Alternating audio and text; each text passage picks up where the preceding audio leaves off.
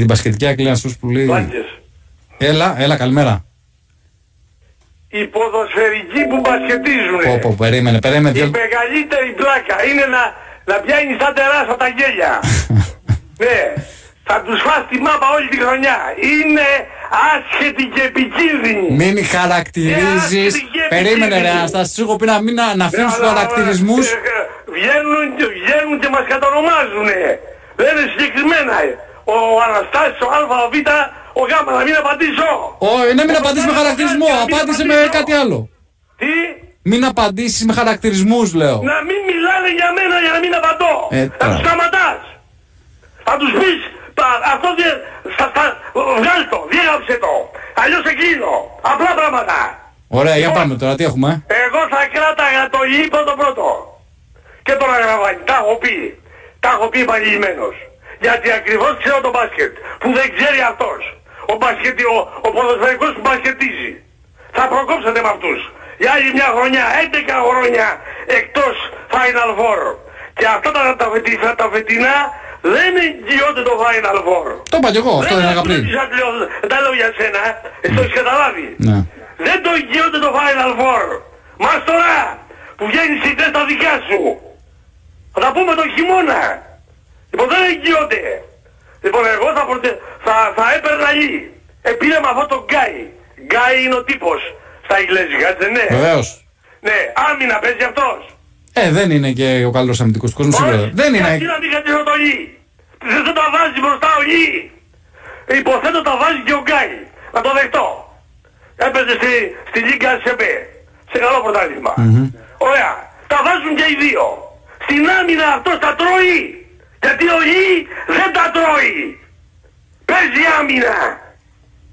Δεν είπα εγώ ότι είναι το αγλάισμα της άμυνας ο εξωροθρευτής, αλλά άμυνα παίζει, ο Γκάι παίζει.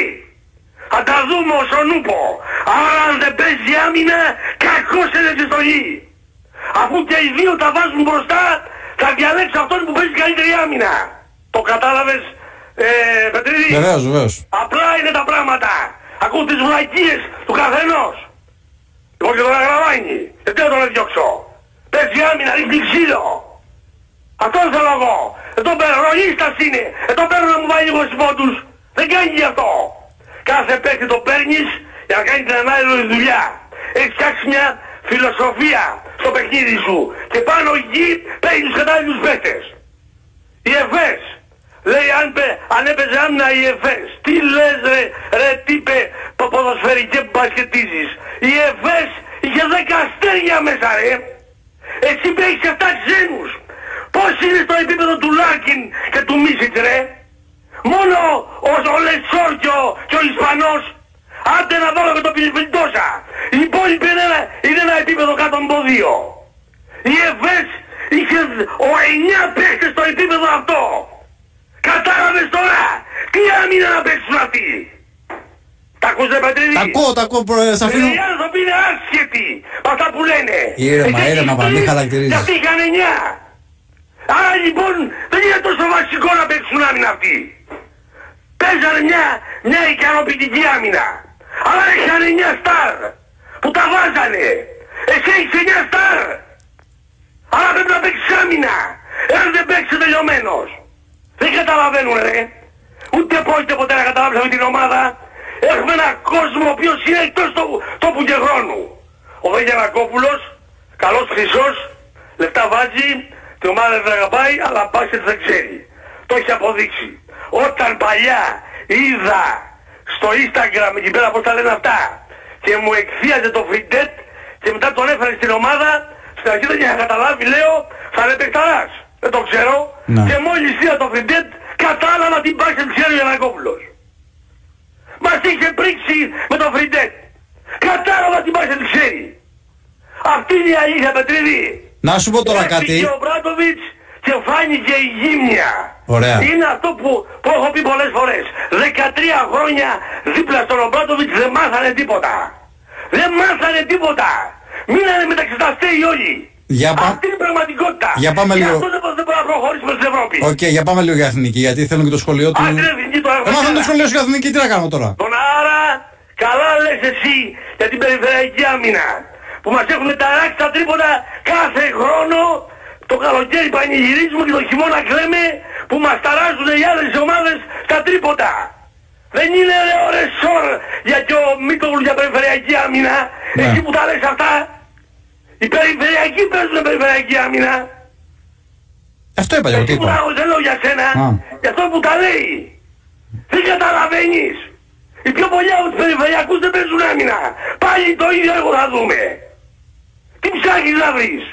Θα το δούμε, θα το δούμε. Βασικά πράγματα. Θα δούμε τον Γκραντ αν είναι... Θα δούμε τον Γκραντ αν μπορεί να βοηθήσει αυτό το κομμάτι. Ο Γκραντ είναι ο καλύτερος σε αυτή τη δουλειά. Το λέω εγώ. Γι' αυτό το λέω, ναι. Τον είχα κόψει εγώ με τον Προμηθέα. Από το που ήταν στον Προμηθέα. Αλλά οι άλλοι και μέτριος ο Βιλντόζα. Οι άλλοι γιατί παίζει άμυνα ο Σλούκας. Τώρα μεταξύ μας. Παίζει άμυνα. Δεν είναι, όχι. Δεν είναι, δεν παίζει. Άρα είναι η πραγματικότητα. Λοιπόν, άρα εγώ το ή θα κράταγα. Δεν τον έδιωγα. Από την ώρα που άλλος θα τρώει πίσω, όπως το Γκρικόνης. Επιθετικά είναι καλός. Αμυντικά θα τρώει πίσω. Δεν παίζει άμυνα. Ό,τι βάζει μπορεί να το τρώει πίσω. Τι θα τον κάνω εγώ. Το ξαναλέω σαν ένα τερεκέ να προσπαθεί να το γεμίσει νερό. Αλλά στο πάτο να είναι τρίπιος. Υπάρχει ποτέ να αναγεμίσει αυτός ο τερεκές. Ξέχασε το. Άρα λοιπόν για αυτό τα λέω αυτά. Άλλο θέμα τώρα. Ο Ματζούκας. Διώξαμε τον Αγαβάνη για να παίζει ο Ματζούκας. Και πήραμε και τον Μίτογλου βέβαια. Ναι. Τώρα ο Ματζούκας με τον Ισπανό που πήραμε. Καλώς τον πήραμε, είναι παιχτάρας. Αλλά και με τον πώς το λένε, τον Ουκρανό που θα φέρουμε. Ο Ματζούκας είναι 34. Πού θα παίξει ο Ματζούκας. Εάν είναι ο Ουκρανός και ο Παπαπέτρου στο 3 και ο Ισπανός με τον Μίτογλου στο 4, πού θα παίξει ο Ματζούκας. Είναι ο σχεδιασμός που λέμε της δεκάρας. Βάλ τα καλά στο μυαλό σου Πετρίδη. Εγώ δεν είχα πει αυτό. Εγώ είχα πει να πάρουμε ένα θηριώδη σέντερ. Δεν μπορέσανε να βρούνε. Ένα θηριώδη σέντερ Αφροαμερικάνο αθλητικό να τον κάνω δίδυμο με τον Λεσόρ. Όχι βέβαια το Μπαλτσερόφσκι, Μπαλτόφσκι το λέω εγώ. Όχι Μπαλτόφσκι ο άνθρωπος. Ένα λεπτό, εδώ μας είπανε οι συνάδελφοί σου ότι είναι καλύτερος Παπαγιάννη. Τους έχω στα πάρει εγώ αυτούς, τα ονόματά τους. Ποιοι είναι αυτοί που τα έχουν πει. Περιμένω να έρθει ο χειμώνας. Εντάξει, το δέχομαι. Περιμένω να έρθει ο χειμώνας για να λογαριαστούμε. Ωραία. Πώς? Ωραία, συμφωνώ. Ναι, σε ποια ομάδα έπαιζε. Στην Γκραν Κανάρια ποια είναι αυτή. Σε ποιο που έπαιζε. Στο BCL, τι είναι το BCL. Στο Eurocup. Της πλάκας είναι πάνω στην Ευρωλίγκα. Εδώ θα παίξουμε τα θηρία. Θα τα βρει μπαστούνια. Και μαζί θα τα βρει και ο Παναθηναϊκός. Γιατί ήθελε ο Αταμάν ένα 7-footer. Ναι. Και είχε ξεσκιστεί να μείνει ο Παπαγιάννης. Αλλά τελικά μας είπε σε κότσους ο Κότς. Ο Κότς είναι ο πρόεδρος της ΦΕΝΕΡ. Ναι. Λοιπόν, μας είπε σε κότσους. Αλλά το Παπαγιάννη ήθελε. Και μετά πήγε να πάρει και το Βέσελη. Αλλά δεν τον άφησε, και αυτός 7-footer είναι. Δεν τον άφησε η Μπαρσελόνα και αναγκάστηκε να πάρει τον Παλτόφσκι. Τι να κάνει. Εγώ δεν θα τον έπαιρνα. Αυτοί που δεν μπορούν να βρουν το κατάλληλο θα έπαιρνε ένα δεύτερο αθλητικό σέντερ. Ποιος θηριώνεται τον Ρεσόρ. Γιατί με τον Ολυμπιακό έχω να πίσω 2 θηρία στις 5. Θα έχω θέμα. Όπως είχα και πέρυσι, τώρα το έχω εις διπλούν. Πέρυσι ήταν μόνο ο Φαλ. Τώρα θα είναι και ο άλλος.